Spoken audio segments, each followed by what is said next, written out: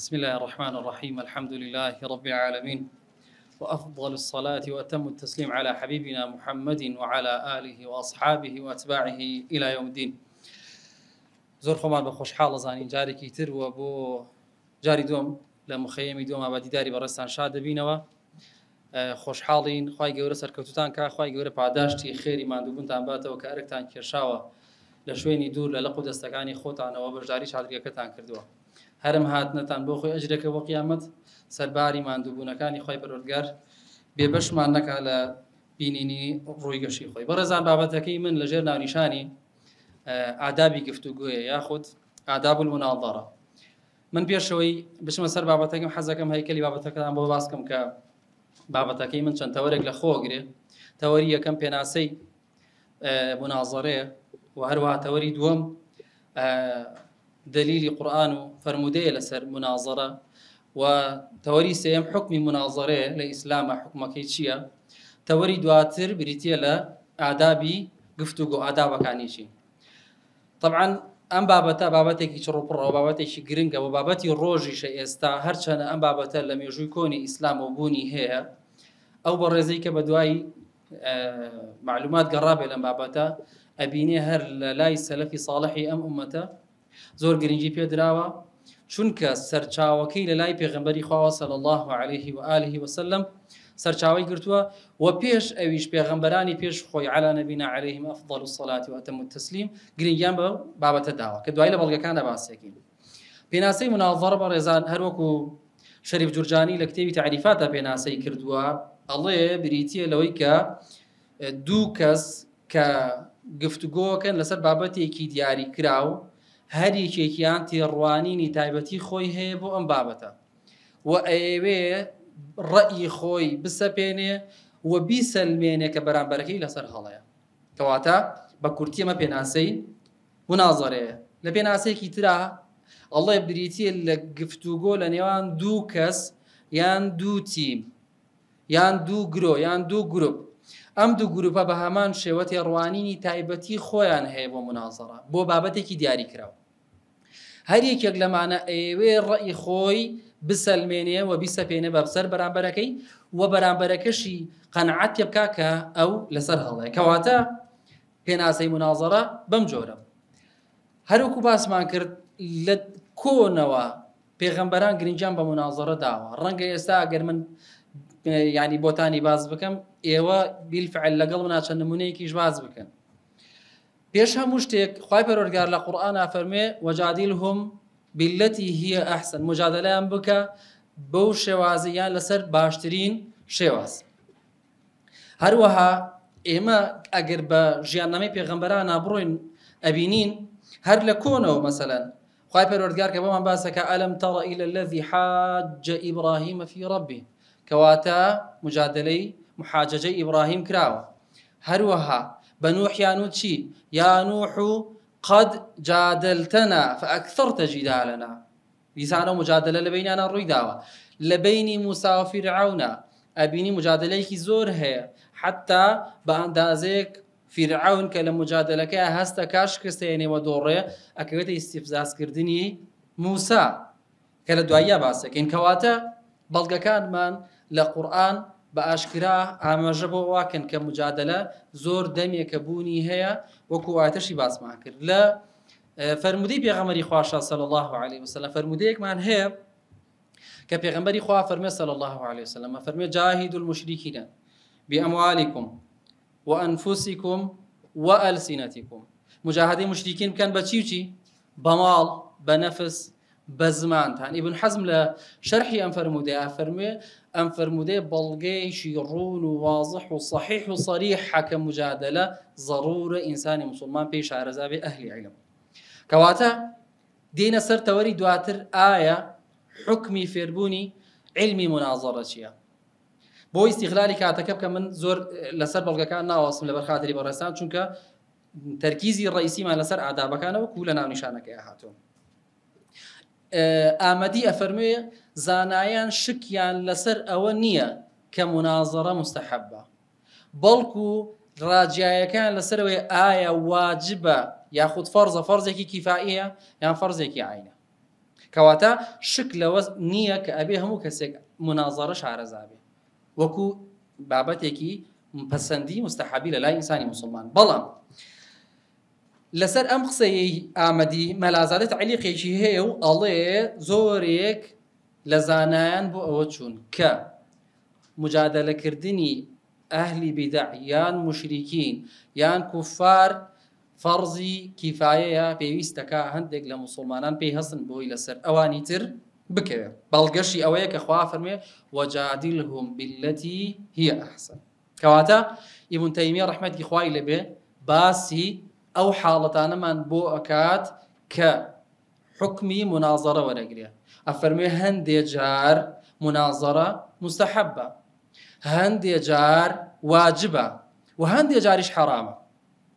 کەواتە هەندێک جار فەرزە لەسەرمان کە مناظەڕەی بەرامبەرمان بکەین، هەندێک جار پەسەندە ئەگەر بیکەی یانێکی ئاساییە، هەندێک جار حرامە مناظەڕە بکەی لەو حاڵەتانی کە ئەچینە سەری. لە حاڵەتی یەکەم لە چەند حاڵەتێکا بۆ ڕێزان فەرزە لەسەرمان کە مجادلەی بەرامبەرمان بکەین. ئەو حاڵەتانەش مەسەلەن کاتێک کە تۆ لەگەڵ ئەهلی کیتابە مناقەشە دەبێت لەسەر بابەتێکی دیاری کراوە، مناظەڕەکردن واجبە، بە تایبەتی تریش کە ئەبینی ئەو بابەتێکە وروژێنێ لە دژی دینی تۆ لە دژی عەقیدەی تۆ. لەم کاتە ڕەتدانەوەی و ڕوونکردنەوەی لەلایەن ئەهلی عیلمەوە ئاگاداری ئەم خاڵە بین بەڕێزان. هەر کەسێک لە جێی خۆیەوە نەخێر، بەڵکو ئەهلی مختص بەم بابەتە مناظەڕە و مجادلەی بەرامبەر بکەن. یاخود کاتێک کە ئەبینی موسڵمانێکیان بڵین غەیرە موسڵمانێک ئومێدی موسڵمان بوونیە کرێ، مناظەڕەکردنی لەم بابەتە شادیسانەوە واجبە، پێویستە مناظەڕە بکرێ بۆ ئەوەی بێتە ناو دین و ببێ بە ئینسانێکی موسڵمان. حاڵەتەکان زۆرن، ئەگەر مناظەڕەکەش لە حاڵەتی واجببوونەکە ئەگەر بە یەک کەسیش نەکرا وەکو زانایان نەفەرمون پێویستە بە تیم چەند کەسێک لە موسڵمانان خۆیان تەرخان بکەن بۆ مناظەڕەکە و بتوانن لە بەرامبەر دوژمنەکانیان یاخود تیمی بەرامبەریان بوەستنەوە. لەو حاڵەتانی کە مستەحەب و پەسەندە ئەگەر مناظەڕە بکەین یاخود نەیکەین، ئەوانەیە مەسەلەن بابەتێک دێتە پێشەوە، بابەتێکی حەقانیە، تۆ بە مناظەڕە لەگەڵ کەسێکی تراتی تەئیدی ئەم بابەتاکەی یاخود مەسەلەن پشگیری ئەم بابەتاکەیت و کە تەنها بۆ بەهێزکردنی مەوقیفەکە ڕۆڵی خۆ دەنوێنی مناظەڕاکەی، یاخود مەسەلەن کە حاڵەتێک دێتە پێشەوە بابەتی گەرمی ڕۆژە دوو موسڵمان مەسەلەن ڕاجاییان لەسەری هەیە، تۆ بەڵگەی ڕۆنترە لایە بۆ ئەوی بابەتی لایەکیان بخەی بەلایە مەسەلەن، لەم حاڵەتەشا مستەحەبە. لەو حاڵەتانەشی کە دروست نییە ئینسان مناظەڕە بکا بەڕێزانم، ئەویش ئەوەیە ئەگەر بێت و ئینسان بۆ ئەوە مناظەڕە بکە خۆی سەرخا، بۆ ئەوە مناظەڕە بکە حەق ڕەتکاتەوە، یان بۆ ئەوە مناظەڕە بکە کە دنیا بەدەستبێنێ، یان سەرۆت و سامانێک بەدەستبێنی، یان پلە و پایە و شوهرەتێک. زۆر جارە بینی مەسەلەن موسڵمانێک کاتێک بابەتێک ئەبێتە بابەتی گەرمی ڕۆژ ئەم دێ لە سۆشیال میدیایان لە کەناڵێکەوە دەسەکات بە پێچەوانەوتنی. خۆ هیچ پێویست ناکە، ئەگەر ئەو قسەش نەکە هیچ بارودۆخەکە ناگۆڕێ، بەڵام بۆ ئەوەی خۆی دەرخایان بۆ ئەوەی پێگە و مەکانەتێک بەدەستبێنێ دێ لە دژی ئەم قساکە. کەناڵێکیش بە فرسەت ێزانێ بۆ ئەوەی بینەر بۆ خۆی زیاکە هەردووکیانەدا بەیەکە ئەبینی موسڵمانان ڕێگەکا بە دوولەتەوە. لەم حاڵەتەیە حرامە ئینسان نابێت لە دژی برا موسڵمانەکەی مناظەڕە بکە بە هیچ جۆرێ. کەواتە ئاەتەکانیش زۆرن لەسەرەوەی کەوا هەموو جارێک نابێت ئینسان مناظەڕە بکە. خوا فەرمێ وەهم یوجادلون فی الله، دروست نییە ئینسان لە صیفاتی خوا مجادلە بکە، هەروەها نابێت لە ئاەتەکانی قورئانە ئینسان مجادلە بکە، ئەبێ ئاگادار بین هەر کەسێک هەوڵی ئەوە بدە صیفاتەکانی خوا مناظەڕی تیا بکە بۆ وایە بۆ وانە، یاخود ئەم صیفەتەی هەیە یاخود نیەتی لەسەر ئەم بابەتە خلافیانە مناظەڕە بکە، ئەو بە هیچ جۆرێک زانایانە فەرموون دروست نییە. ئیمامی بەغەوی لە شەرحی سونەیە فەرمێ هەموو عولەمانی سەلەف لەسەرەوە کۆکن کە بە هیچ جۆرێ نابێت لەسەر صیفاتی خوا مناظەڕە بکرێ، بە هیچ جۆرێک دروست نییە. ئەبی هورەیرە حەدیثێکیشی هەیە ئەفەرمێ المراء في القرآن كفر، مناظەڕەکردن لە قورئانە کوفرە، ئاگاداریەوە بین. ڕیواتێکی ترا فەرمێ الجدال في القرآن كفر. هەروەها ئیمامی مالک ڕەحمەتی خوای لێبێ ئەفەرمێ أدركت أهل هذه المدينة وهذا البلد، ما بس في شاري مدينة، أفرمي وهم يكرهون المناظرة والجدال إلا فيما تحته عمل. مناظري هیچ بابەتێکیان ناکرد یان دژایەتیشان پێشیان ناخۆش بوو لە بابەتێکا مناظەڕە بکەن مەگەر ئەویشە مەیدانی عمل بووێ. لە بابەتێکە کە مەسەلەن پێویستی بە کردەوە بە کردار نەبێنیان کردو کەواتە بێ ئاگاداری ئەوە بین. ئیمامی ئەوزاعیشە فەرموێ ئیذا ئەراد الله بقوم شرا ئەلزەمەهم الجدل. خوای پەروەردگار ویستی شەڕی بە هەر قەومێک بێ مەشغوڵانەکە بە مناظەرە و جیدالەوە. هەروەکوی بینی ئەمڕۆ بەشێک لە مسلمانان گیرۆدەی ئەم بابەتە بوونە. ئیمامی حەسەنی بەسریشە فەرموێ لا تجالسوا أصحاب الأهواء ولا تجادلوهم. فەرموێ نە مجادلەیان بکەن نە هاوڕێتیشان بکەن ئەوانەی کە مەشغوڵن بە مجادلەی مسلمانانەوە. چەند بەرەبوومێکی هەیە بە خێرایی باسی بکەین. زۆر جار مناظەڕەکردن ئێمە پێمان وانە بێ شتێکی خراپە بەڕێزان. زۆر جار کەسێکی گومڕا بەهۆی مناظەڕەوە پەشیمانە بێتەوە لە ڕێیەکی خۆی یان لە بیرۆچوونەکەی خۆی. هەروەها زۆر جار لە ڕێی مناظەڕە ئەو مەنهەجە صحیحە بڵاو بێتەوە لە نێوان مسلمانانە. هەروەکو چۆن ئیبن حەزم لە ئەندەلوس کردین. هەروەها زۆر جار کەسی مخالف کەسێکە مخالفی مسلمانانەکە لە بابەتێکە کە مناظەڕی لەگەڵاکی حەقی بۆ ڕوو نەبێتەوە پەشیمانە بێتەوە. زۆر جار حەقیقەت ڕوو نەبێتەوە لە مناظەڕەیە یاخود ئینسان فێری عیلم و زانست و زانیاریە بێ لە مناظەڕەیە. جاری وایە تۆ ڕەیەکی خۆتی بەس کە لەگەڵ بەرامبەر مناظەڕاکەی گفتوگۆکەی سیرەکەی ئەو حەقیقەت تۆ پێت وایە حەقە بەلای تۆ نەخێوانیە بەشێکی باشی حەقیش بەلای ئەوەیە. هەروەها زۆر سوودی تریشی هەیە کە مثلا ئەبێتە هۆکارێک ئەم کەسەی تۆ مناظەڕەت لەگەڵی کردووە ئەبێتە هۆی ئەوەی بەدوای بابەت ئابگەڕێ. هەروەکو ماوەسانی پێش من باسییان کرد کاک دۆڕمەر ئاماژەی پێدا من تەناکی لەکانە نووسم لەسەر شاش حەزەکەمی خۆتان بدایە بگەڕێن و فزولیت یەکتان هەبێ. کەواتە ئەمانە بە کورتی بە خێرایی کۆمەڵێک لە ئاداب لە پێشەکی بوو سەبارەت بە مناظەڕە سەبارەت بە ئادابەکانی مناظەڕە کە بابەتی دیاریکراوی ئێمە بەڕێزان.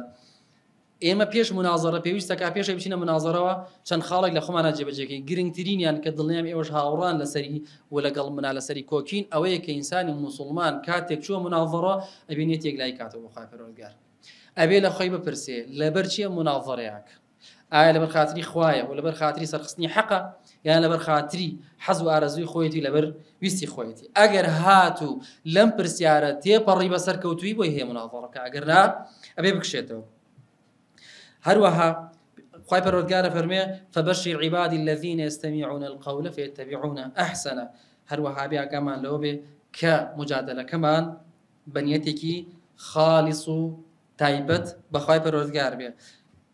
ئیمامی شافعیشە فەرمێ هەمیشە هەر کاتێک مناظەرەم لەگەڵ هەر کەسێکا کردبێ حەزم کردووە حەق لە لای من بێ من بتوانم پێی بگەێنم بەڵام خۆگەریش لەسەر حەق بێ ئینکاریم نەکردووە و لەگەڵ هەر کەسێکشا مناقەشە مناظەرەم کردبێ حەزم کردووە خوای پەروەردگار سەرکەوتی بکات زمانی پارا وکە بۆی بتوانێت بەرگری لە حەقی خۆی بکە ئەگەر حەقی پێبێ بۆی بتوانم لێی وەرگرم. لەم قسە ئیمامی شافعیەوە ڕێکتیەکین کە مەبەستی لە مناظەڕەکردن سەرخستنی خۆی نەبووە سەرخستنی حەق بووە چونکە ئەڵێگە بەرامبەرەکەشم حەقی لەلا بووێ کێشەم نەبووە حەزم کردووە مناظەڕگی لەگەڵا بکەم و معلوماتی لەوەگرم. کەواتە ئادابی یەکەم بریتی بوو لە ئیخلاص. ئادابی دووەم بریتە لە عیلم بەڕێزان. ئێمە پێشەوە بچینە مناظەڕەوە هەرچەنە نیەتیشمان باش و بۆ خوا بێ بەڵام ئەگەر عیلممان نەبێ سەبارەت بەو بابەتی کە مناظەڕەیەکەین تێگەشکەین ئەبینە عیبێک بەسەر موسڵمانان و بەسەر ئەو بیر و فکرێشی کە هەڵمان گرتووە.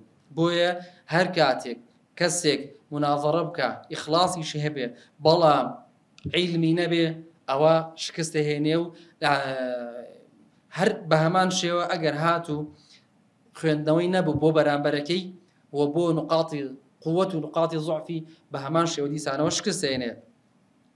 خوای پەروەردگاریش فەرمێ قل هل عندكم من علم فتخرجوه لنا. باشکرا ئاماژە بۆ واکە.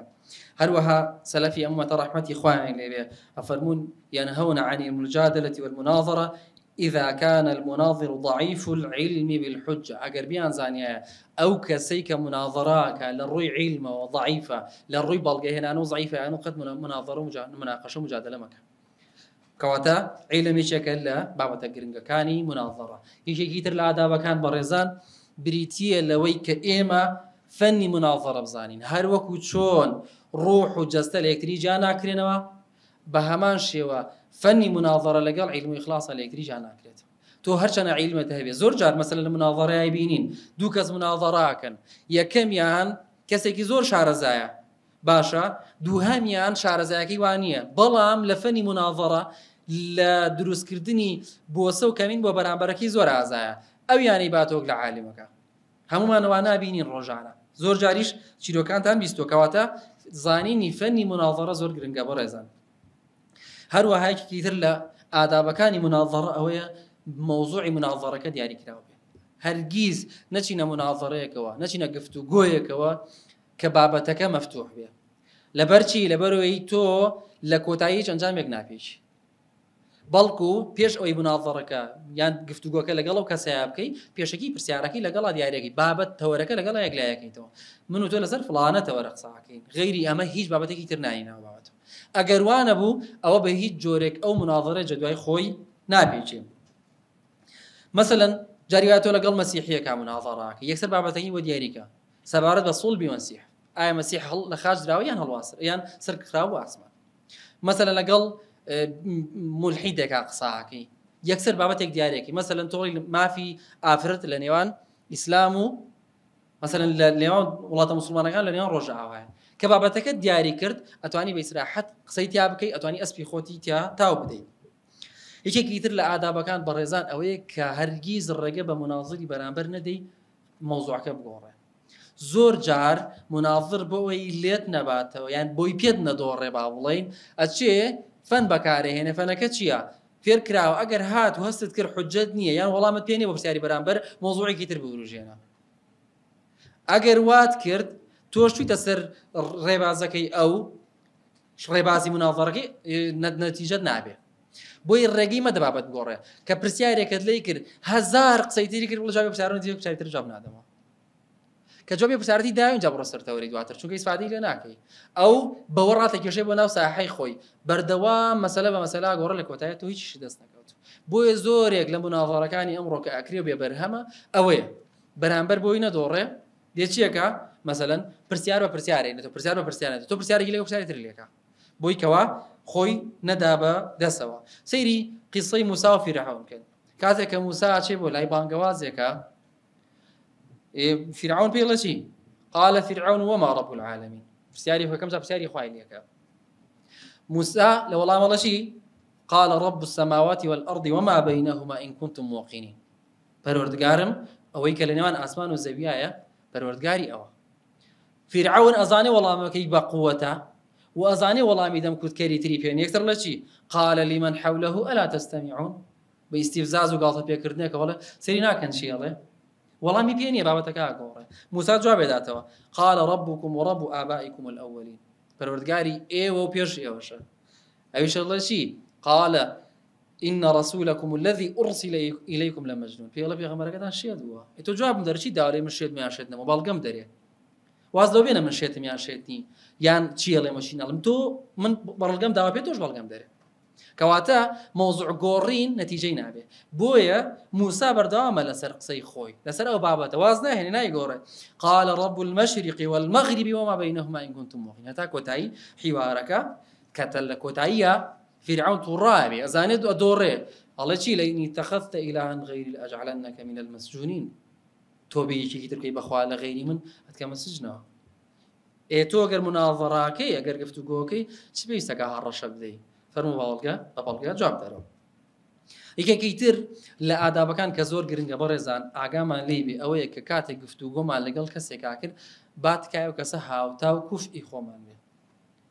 نە کەسێک بێ لە ڕووی عیلم و تەمەنەوە زۆر لەسەری خۆمانەوە بێ، نە کەسێکیش بێ زۆر لە تەمەن و لە عیلما لە خواری خۆمانە بێ.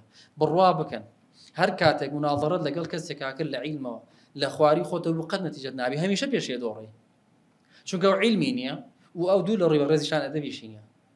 هەر بۆیە ئیمامی شافعیش فەرمێ ما جادلت عالما إلا وغلبته. هەر کاتێ لەگەڵ عالمێکە مجادلەم کردوێ لێم بردوتەوە چونکە خۆی ئەهلی عیلم وان جاهلی عیلم بوون. بەڵام فەرمووی چی؟ وما جادلني جاهل إلا غلبني. هەر کاتێ لەگەڵ جاهیلەکە مجادلەم کردوێ دۆڕاوە چونکە جاهیلە. کەواتە پێویستە ئێمە مجادلەی کەسێک بکەین کە هاوتای خۆمانە هەم لە ڕووی تەمەن هەم لە ڕۆی عیلمەوە.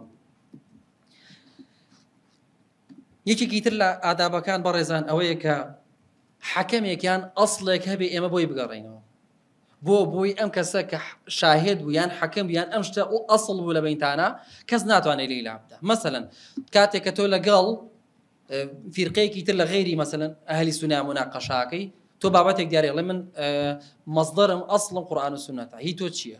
ئەسڵی خۆتم پێ بڵێ بۆی بەس لەو تەوریا دەرنەچم لەگەڵ نەسیحەیەک مەسەلەن تۆ پێڵی من بە فڵانە بە قورآن و سونەت مناقەشاکەم تۆش پێم بڵێ بەچی ئینجیلێک یان بەچی تەوراتێک یان ئەگەر لەگەڵ شیعەیەکە مەسەلەن پێی بڵێ تۆ چی پشت بەچی مەزدەرێکە بەستی من پشت بە بوخاری موسلیم بستم ئایا بەحر الأنوارە ئایا چوزانم کتێبەکانی خۆیان کە زۆرن تۆ پشت بە کامیانە بەستی کە دیاریت کرد ئیتر غێری ئەوە بۆی نییە تۆ کە چوارچێوەکەت بۆ دیاری کرد ئیتر ئەو ناتوانێت لەو بابەتە دەرچێت بۆیە زۆر گرنگە ئەسڵێک هەبێت کە هەموو بۆی بگەڕێنەوە باش ئەم ئەسڵی کە بۆیە گەڕێنەبێ ئاگادار بین سەرچاوایکی عیلمی بێ عەقڵی ئینسان نەبێ بۆ لەبەری عەقڵی ئینسان بەردەوام لە گۆڕانەیە مەسەڵەن ئەم کەسە بڵێ من قەنەعەتم وایە فڵانە شتوایە و قەنەعەتی خۆشم پێ ڕاستایە نەخێر عەقڵ ناکرێ بە پێوەر ئەبێ سەرچاوایکی عیلمی بێ یان وەکۆڵی حەکەمێک بێت کە حەکەمەکە عادل بێ ئەگەرنا نەتیجەی نابێ و مجادلێ بۆی دەمی خۆت نەیەشێنی و بۆی بەرامبەریش سەرە نەیەشێنێ هیچ جارێک ڕۆڕە ئەو مناظەڕەیە ئەو مجادلێ و کە بەرامبەرەکەت ئەسڵێکی عیلمی نییە یەکێکی تر لە ئادابەکان بەڕێزان بریتیە لەوەی الئینصات التام للخصم وعدم مقاطعته ئەوەیە کە زۆر بە جوانی گوێ لە بەرامبەرەکەت بگری کە قساکە ئەمە هەم ڕێزە هەم ئەدەبە هەم ڕەوشی ئینسانی مسلمانیش کە گوێ لە بەرامبەرەکەی بیرە بۆ لەبەرێک گەر تۆ گوێت لە بەرامبەرەکەت نەگرت و ئەویش گوێی لە تۆ نەگرت هەردووتان هەر قسەتان کرد ئیتر چ نەتیجەیەک لەم مناظەرەی دێتەتی زۆر جارێ بینین کە وەکو باسمان کە زۆر جار بەشێک لە مناظەڕەکان هەردوو مناظیرەکە بەیەکەوە قساکەن لەو بەینا کەس تێناگا نەحەق دەرەکەوێ نە هیچ بەس هەردوو لا قسەیان کرۆ هیچی تر کەواتە پێویستە ئینسانی مسلمان ئەگەر کوێ مناظەرەوە گوێ لە بەرامبەرەکەی بگرێ و مقاطعەشی نەکا بەڵگەمان هەیە پێغەمبەری خوا صلی الله علیه وسلم ڕۆژێک عوتبە ئەبو الولید دەچێ بۆ لای پێغەمبەری خوا صلی الله علیه وسلم پرسیاری لەکە ئای محەممەد تۆ باشتریان سەرانی قوڕیش ئەگەر تۆ باشتری ئەوە پێمان بڵێ ئەگەر ئەوان باشترن ئێوان ئەو خوایانە پەرست کە تۆ دژایەتیانەکەی بەس تۆ خراپتری بۆ لەبەرەوەی ئەوان باشترن کێشیان نەبوو تۆ دژایەتیت خستە نێوانمانەوە ماڵ و مناڵمانت پەرد کرد ناوبانگمانت لە ناو عەرەب ئازڕان هەتا وای لێ هاو ئەڵێن لە ناو قوڕیشا ساحیر و کاهین و شێتیان هەیە تۆ بەهۆی ئەم شتانەوە حەیای ئێمەت بردووە کەواتە باوک بابیرانمان لە تۆ باشترنەوەی محەممەد پێغەمبەری خوا صلی الله علیه و سلم هەر گوێی لێگرێ هەر گوێی لێگرێ هیچ ناڵێ حتا قسەکانی تەواو بێت کە تەواوە بێ یە قسەی پێڵێ ئەفەرمێ ئەفەڕەغت لە ڕیوایەتێکی ترە ئەفەڕەغتە یا ئەبەل وەلید ئەی باوکی وەلید ئەی عوتبە تەواو قسەت نەما دەفەرموو گوێم بۆ بگرە اینجا پێغەمبەری خوا صلی الله علیه و سلم چەند ئاەتێکی لە سوورەتی فوسیلەت بۆ خوێنێتەوە حامیم تنزيل من الرحمن الرحيم تاكوتاي أفرمي فإن أعرضوا فقل أنذرتكم صاعقة مثل صاعقة عاد وثمود عتبق سيبو نامينته آياتكان أو انضب قوته هيش ونامينته والله محمد حسبك بس هيش تجدي لك الله نار كواتا مقاطعة كردنك أجر بيغمري خاص صلى الله عليه وسلم رجينا داخل سكاني ثواكا أبو بدم الدم ويش كسيك شان ليشان تينا جيشتن هيك جيتر لعذابكان بتايباتيش لإنساني مسلمان إموك ومبدأها معنا أويك حق لبرامبرك معنا أجر دوجمنش مامورتينا كينا ونا حقي أجر ربي بلي شايش مامورتي كينا بو چونك إما بيويست لسر ما شون كوتي حق بين نكس نك شخص حق لهر شوێنێک هاو قبوڵەکەین با بەرامبەرەکەشمان لە سەتان نەوەتی خاڵەکان مخالف بێ لەگەڵمانە بەڵام لەو سەتادەیە کە مطابقن و لەگەڵێکا کۆکن لەگەڵا کۆک بە ئینکاری مەکە ئەمە هۆکارێکیشە بۆ ئەوەی دڵی ئەو بکرێتەوە کلیلی دڵی بکرێتەوە بتوانێت حەقی شۆرگیرە قیسەی موسا و فیرعون چیەدا بە چاوی موسا و کاتێک کە دێ ئەڵێ من پێغەمبەری خوا ئەڵێ چی ألم نربك فينا وليدا ولبثت فينا من عمرك سنين وإجاد وفعلت فعلتك التي فعلت وكنت من الظالمين هتاك ومن الكافرين هتاك وتاي موسى إنكاريناك قال فعلتها إذن وأنا من الضالين قال من قمرابهم نمزاني يعني قصة راسه فرعون من وكباسة كان كابراي سورة كياتوا كابراي كشت بەڵام بەستی کوشتینە بەڵام کوشتی ئینکاری فەزلی وەناکە کە فیرعون لە ماڵی خۆیان گەورەی کرد ئەبێ ئینکاری حەق نەکەین ئەگەر لە بەرامبەرەکەمانە بێت یەکێکی تر لە ئادابەکان ئەوەی ئینسانی موسڵمان کاتێ مناظەڕەی کرد لە جنێو لە لەعنەتکردن لهندي قصينا 20 دور كيتوا شو كخوا فرمي ادعو الى سبيل ربك بالحكمه والموعظه الحسنه وجادلهم بالتي هي احسن وفرمي وقل لعبادي يقول التي هي احسن نك حسن احسن باشترين بلين وهروا بيغمر في صلى الله عليه وسلم فرمي ليس المؤمن بالطعان ولا اللعان ولا الفاحش ولا البذيء انسان ايمان دار بلعنت كرنيه جني وفروشنيه دم بيسنيه بداخل امره جاري ابي مسلمانك بيني قدام ليجنا قرنته وبناوي التزامات ودلصوزي ودينه ياخذ خوا فرمي ولا تسبوا الذين يدعون من دون الله فيسبوا الله عدوا بغير علم هرجيز نكن جني وبخوايا كان يقرج بدن شو كمان لبرامبر جني وبخوايا كي تودن هروها كوتا خال او كوابريتي الادابي مناظره كزور جرينجا كإما وكو مسلمان آقاما اللي بكاتك مناظرات لقل مسلمان آكريان لقل هر كسيكا كرد هرگيز پێچەوانەی ڕێیەکانتان واتان لێ نەکا هاوڕێتی برایەتیتان نەمێنێ لەبەرچی لەبەرەوەی ئەگەر هات و ئێمە لە بابەتێکا کۆک نەبووین من ڕێی خۆم گرت و تۆ ڕێی خۆت گرت ئیتر ئەو کاتە برایەتی نامێنێ هیچی بۆ نامێنێت هیچ مانایەک بۆ ڕاجایی لەناو موسڵمانان نامێنێتەوە هیچ مانایەک بۆ برایەتی و قبوڵکردنی ڕێی جیاواز نامێنێتەوە ئەفەرمێ يونسي صدافية فرمي هيج كسيك نبي عاقل تربية الإمام الشافعي فرمي روجها مناقشة لقلا كده لبابتك زور تون بوين فرمي الدعاء وليك جابوا ينو بينيمي دسي قرتم وتي يونس راس إما لبابتك بيشواني كتيرين بلهم بيرد إما هردوك مان براية كتيرين بيوز ناكا راجع إمام وما لك برايتك كمان نمينه حتى رواياتك كتير يرنو أحمد كوري حنبل رحمتي خوای لبی لەگەڵ پیاوێک کابێ بە مناقەشەی پیاوە لە سواری ئەسپێکە فەرمی مناقەشەکەیان زۆر تونەبێ حتا وای لێ دێ دەنگ بەرزکردنەوەی تیاڕۆدا کە مناظەرەکە تەواو بێ زۆر ئاسایی خواحافیزی لێکتریەکەن و ئەحمەد ڕێ بۆ ئەسپەکەی خۆشەکە و ئەو ڕابەڕێی خۆمیش بەڕێی خۆیان إمام ابن تيمية بقصة كوتاي بيدنا فرمي لو كان كلما اختلف مسلمان في شيء تهاجرا لم يبق بين المسلمين عصمة ولا أخوة أجر هاتباو دو مسلمان لسر بابتيك مناقشة كردو دواي أوج ليك دابرانا يقصان لقل يكترين كان يدريش معنا يكبر براتينا معه كواتا أم آدابانا بكورتي برزان آقامان ليان بي هر كاتك اسمه مناظري مسلمانك يعني غير مسلمانك كين إشي لسرك إن شاء الله داوكارم لخوای پروردگار بابتەکەی کردێ بە مای سوود و ئامانجی خۆمان پێگابێ خۆمان پێش ئێوەش سوودی لێوەربگرین وصلى الله على نبينا محمد وعلى آله وصحبه أجمعين.